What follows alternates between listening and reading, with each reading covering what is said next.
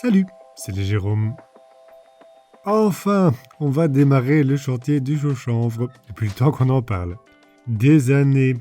Ceux qui nous suivent depuis un moment le savent, on a attendu d'avoir pu s'assurer qu'on n'aurait plus de remontée capillaire dans le bas des murs avant de mettre en œuvre une isolation par l'intérieur. Et le mystère a été résolu, comme on vient de vous en parler dans les dernières vidéos. Alors pour commencer cette petite série de vidéos, on va d'abord terminer quelques petites choses qui sont restées en attente au rez-de-chaussée et qu'il faut terminer. On terminera aussi cette vidéo par un petit préambule sur notre façon de mettre en œuvre le béton de chanvre. Allez, c'est parti! Au rez-de-chaussée, il restait encore une partie de mur à rejointoyer. On s'est tâté très longtemps pour savoir si oui ou non on voulait garder ce mur en pierre apparente. C'était le seul qui aurait pu l'être, car partout ailleurs, c'est un vrai méli-mélo de toutes sortes de choses, à cause des différentes transformations apportées à la maison. Et au final, on a décidé qu'on ne garderait rien d'apparent. On a donc pu terminer de remplir les joies avec un mortier à la chaux, comme on l'a fait partout ailleurs. Bon, il y a un peu du côté de la cheminée aussi. Bon ben sinon, il reste aussi toute une flopée de parties de maçonnerie à terminer ou reprendre pour avoir quelque chose de propre et stable. Comme le jambage du passage ici, où on a terminé de faire sauter le béton, et le côté du mur de cheminée. On attendait de pouvoir terminer les conduits avec la pose des boisseaux, qui va de pair avec le tubage des deux cheminées, chantier qu'on n'a finalement pas encore fait. Bon, du coup, on va quand même remonter le mur pour stabiliser et avoir quelque chose sur quoi appliquer le chaux-chanvre. Il reste encore plein de bourrages un peu instables, noyés dans du plâtre, donc on retire tout ça.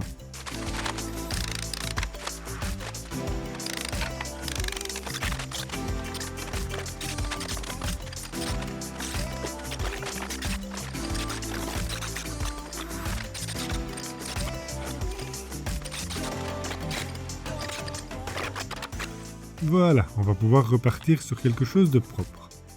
Et puis, vous connaissez la rengaine dans ce genre de cas, bien humidifier les murs.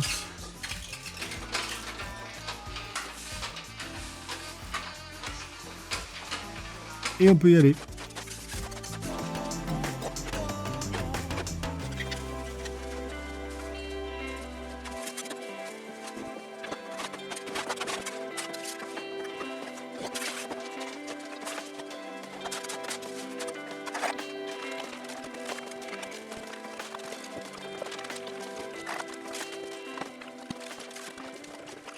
Voilà. Cela stabilise enfin pour de bon le mur central de la maison. Et on a laissé l'espace au centre pour pouvoir travailler plus tard à la réalisation des conduits. On pense d'ailleurs qu'à l'époque le mur était troué de part en part et que le feu était commun dans les deux cheminées, dos à dos dans les deux pièces. Bref, voilà qui est fait pour de bon et aussi pour le jambage du passage. Sinon, de l'autre côté, il y a aussi quelques babioles. Il restait les attaches de lance à chauffe-eau avec de fameuses pattes de scellement qui nous ont donné du fil à retordre pour les déchausser. Et puis ici aussi, il y a un ancien conduit de cheminée qui en réalité était devenu l'évacuation de la hotte de la cuisine, mais dont leur bouchage est bof, un peu n'importe nawak. Retirons tout ça.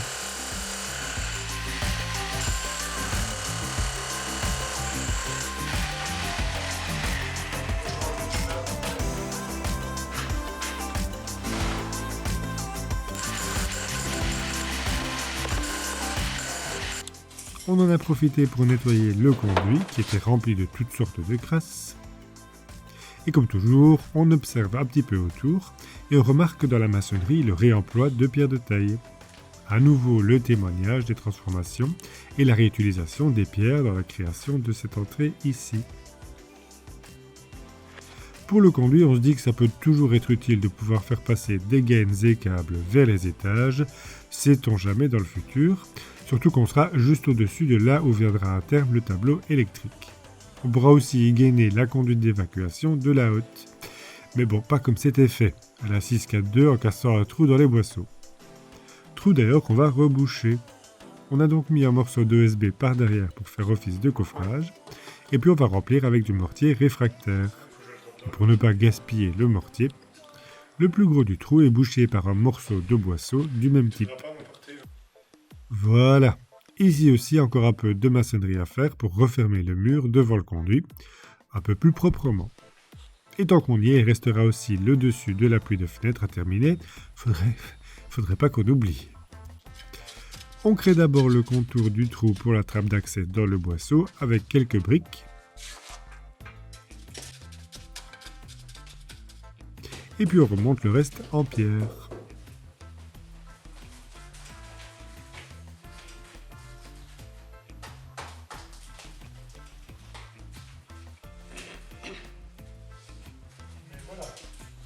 Et hop, on a laissé le boisseau apparent au-dessus pour pouvoir faire un carottage le moment venu pour la haute. Et puis l'appui de fenêtre, c'est fait, ne pas oublier. Cela clôture donc toutes les petites choses à finir côté maçonnerie. Et on vous a passé diverses autres choses à faire aux étages qu'on n'avait pas vues et qui pourtant nécessitaient une intervention. Ces petites choses entre guillemets, qui en réalité ne le sont pas tant que ça, et qu'on sous-estime souvent pour planifier un chantier, ce qui nous retarde déjà avant même d'avoir commencé. Et en voilà une autre, car il faut aussi qu'on fasse la cloison de la remise au rez-de-chaussée. Elle sera montée sur le muret en briques qu'on a construit avant de réaliser la dalle de terre. Il y a les gaines qui arrivent par le bas pour l'électricité et l'eau. Et même si le dessous du muret et la dalle sont isolés, on va tout de même mettre une couche imperméable, ici de l'EPDM, pour éviter toute remontée d'humidité dans le bois d'ossature. Oui, alors la dalle en terre n'était pas complètement sèche à ce moment-là, alors il fallait faire attention. Pour fixer les vis basses, on a simplement fait des trous fraisés dans le bois, et puis on perce à travers pour pouvoir y placer des chevilles à frapper.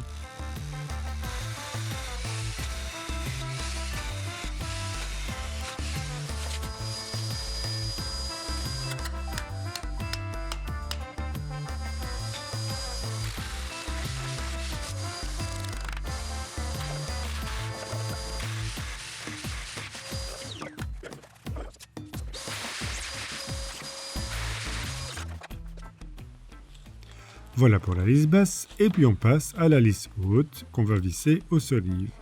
Elle sera positionnée au laser, bien alignée avec la lisse du bas.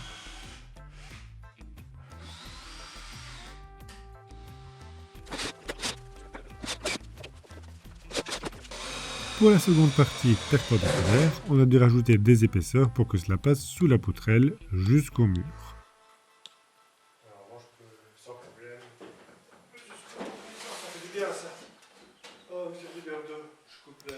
Et puis ensuite, on insère les montants coupés à dimension, ainsi que les entretoises à l'avancée pour le montage de la cloison.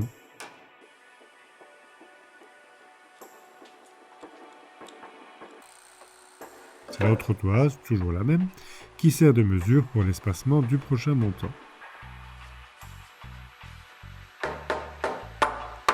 Et comme on ne peut pas les visser par-dessous le bois, on a alors fait un double vissage en étiquette, c'est-à-dire à 45 degrés de chaque côté. Et on a jugé bon de décaler les entretoises d'un montant à l'autre pour une meilleure rigidité de l'ensemble.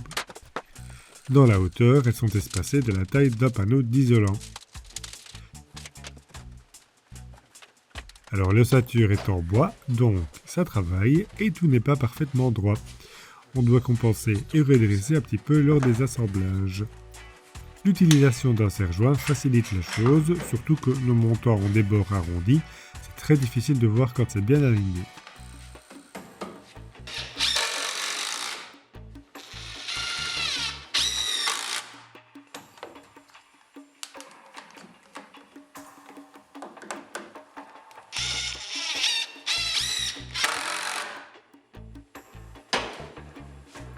Après, plus rien ne bouge, et tout est bien plan et solidement assemblé.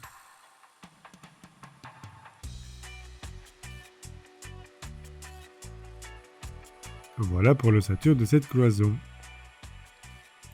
On a aussi fait passer les dernières gaines pour l'électricité. Tout le reste, eau, chauffage, VMC, c'est déjà en place. Mais pour l'électricité, il reste le tableau qu'on avait déplacé temporairement sur ce mur et qui va maintenant nous gêner. Alors pour la troisième fois, on va déplacer ce tableau ailleurs. Jusqu'ici, ça nous a quand même permis de toujours avoir de l'éclairage et électricité dans toute la maison, malgré les travaux. On l'a donc mis dans le local, non loin de l'emplacement où sera posé le tableau définitif de cette partie de la maison. Voilà que tout se termine en ce qui concerne ce qu'il fallait finir. Youf!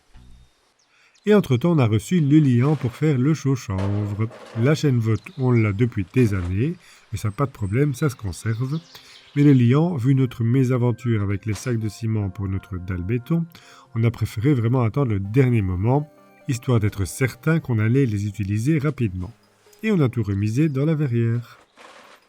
Alors, avant le prochain vlog qui marquera réellement le début de ce chantier, on voulait faire un petit préambule concernant notre mise en œuvre. Lors de nos recherches et prises d'informations, on a été confronté à beaucoup de contradictions et idées qui ne vont pas dans le même sens. Il y a beaucoup de sources et infos disponibles, et certains semblent ne pas être assez précises. Un des points qui nous a fort préoccupés, c'était le type de liant à utiliser. Chaux aérienne, chaux hydraulique, chaux formulée, ou alors des mélanges assez variés. Certains ajoutent du plâtre, du sable, de la ponce ou pouzzolane pour des questions de prise, de maniabilité, de séchage, de rendu, etc. Bon, de quoi ne pas trop s'y retrouver. Surtout qu'on a pu voir ou comprendre que des mésaventures sont courantes avec le séchage ou la prise, qu'il ne faut pas confondre, ce qui peut mener à des moisissures et la perte de qualité du produit. Certaines sources clament que la chaux hydraulique et le chanvre produisent de la saccharate qui retarde la prise et ralentit le séchage, alors que d'autres disent exactement l'inverse, proclamant que utiliser de la chaux aérienne est ce qui cause un problème de prise et de séchage. Ben oui, mais bon. Bon, il y a tout un débat là-dessus. Et on a même vu des personnes dire que c'était pas mal la diversité des avis et de jeter un bon vieux pavé dans la mare des idées reçues. Ben oui, mais bon. On veut bien quand il s'agit de choix esthétiques ou de méthodes qui se valent, mais ici on parle de choses qui marchent ou pas, et qui ont un impact significatif. En quoi c'est bien d'avoir tous ces avis divergents? On fait quoi alors? Bon ben nous, on s'est orienté vers une chaux formulée. Tout d'abord car les couples chaux granulats de chanvre sont validés par le label Construire en chanvre, et puis la documentation technique est assez détaillée. Et enfin, comme le dit le fabricant, dans notre cas Saint-Astier, ils ont réalisé des tests en laboratoire et conçu et optimisé leur liant pour cet usage. Donc voilà, nous, ça nous va très bien comme ça.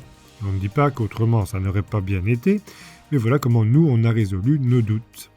Et à l'époque, nous étions encore présents sur Facebook et on a publié des photos.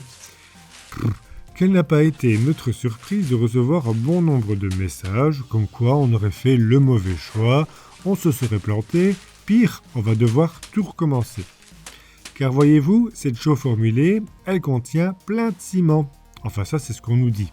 Parce que quand on lit la composition qu'on avait lue, composée de chaux naturelles de Saint-Astier, de liants hydrauliques et pouzzolaniques et d'adjuvants spécifiques.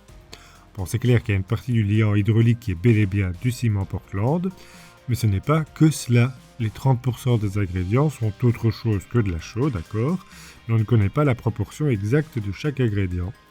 Alors oui, c'est certain que mettre du ciment va amoindrir un petit peu le côté perspirant du mélange, mais il ne faudrait pas oublier non plus que le reste, c'est de la chaux, et que le granulat, c'est du chanvre, pas du sable. Et le chanvre est très perméable à la vapeur. Et pour prendre un autre exemple, quand on a fait nos enduits imitation pierre ou brique, avec de la poudre de pierre ou brique, on a utilisé du ciment pur comme liant. Et pourtant, le résultat était très absorbant, ce qui n'aurait pas été le cas avec du sable. Bon alors on a tout entendu, hein. Ça va pourrir, c'est pas fait pour les murs en pierre, c'est prévu pour du neuf en parpaing ciment, ce sera complètement étanche, etc., etc. Bon alors déjà, côté étanchéité, le ciment sable, c'est pas complètement étanche.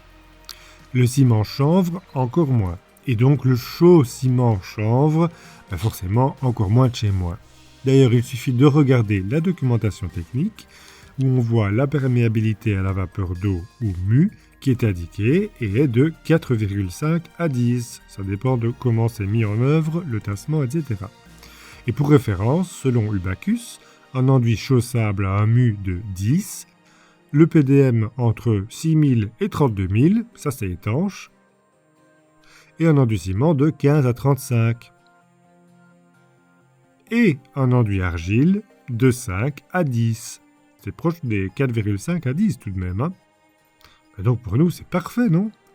C'est sûr que comme il y a du ciment dans le mélange, que le mu est un petit peu plus élevé que s'il n'y en avait pas, mais on reste dans l'acceptable, et même dans le plutôt bon, car comparable à l'argile.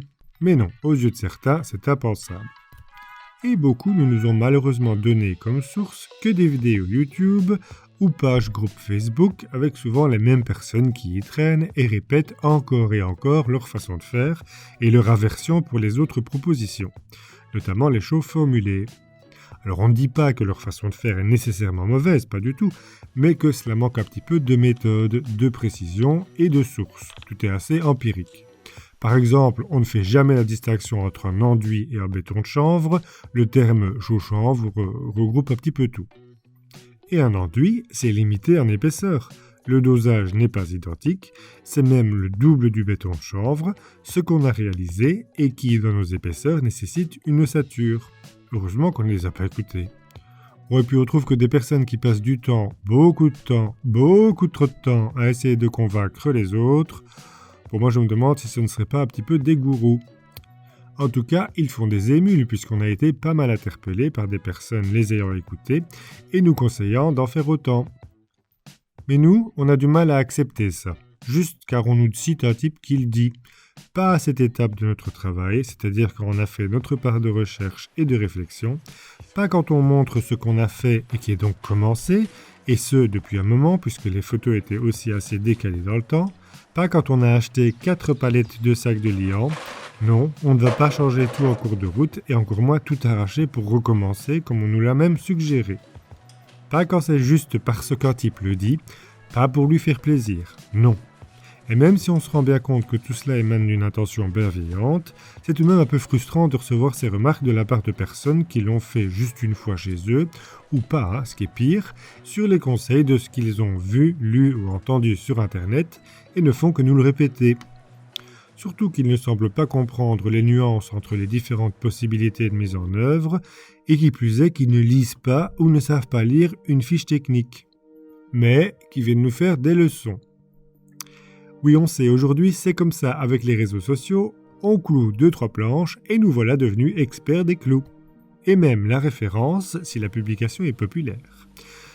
Mais bon, ils ne sont pas experts pour autant, et nous non plus d'ailleurs, on l'a toujours dit, on vous montre juste ce qu'on fait et comment on s'y est pris, et on ne va certainement pas aller intervenir chez les autres car ils ne font pas comme on a fait.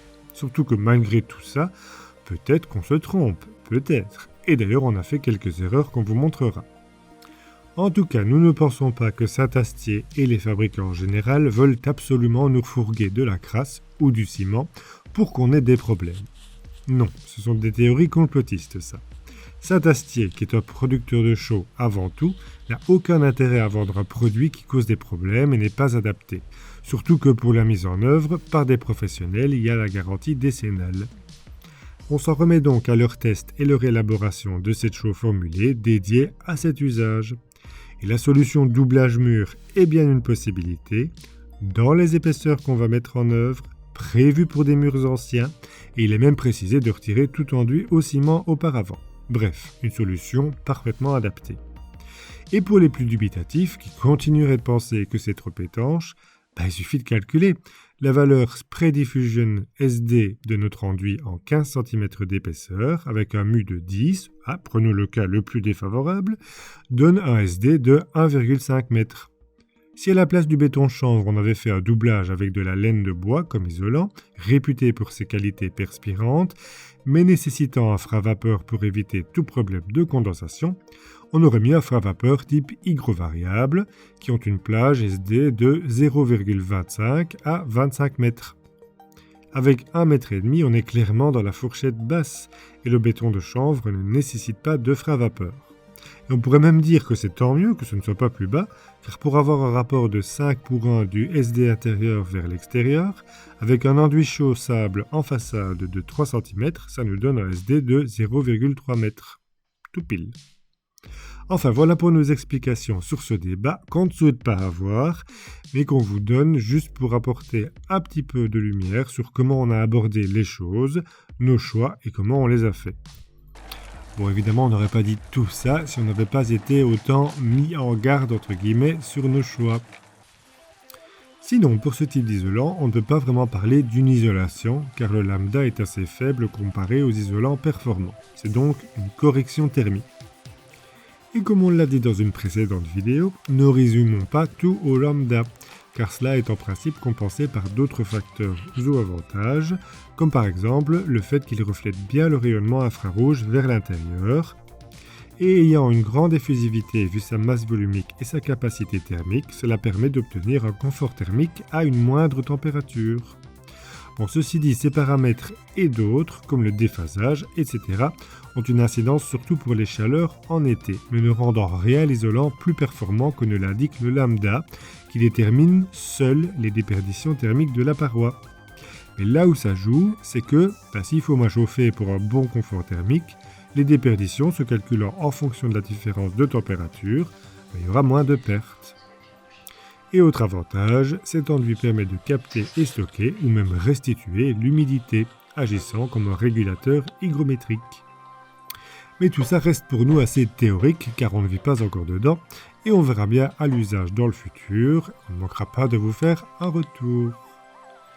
Youf! Bon, et donc après tout ça, prochaine étape, la préparation de l'ossature. Merci d'avoir suivi cette vidéo. On espère qu'elle vous a plu. Portez-vous bien et à bientôt.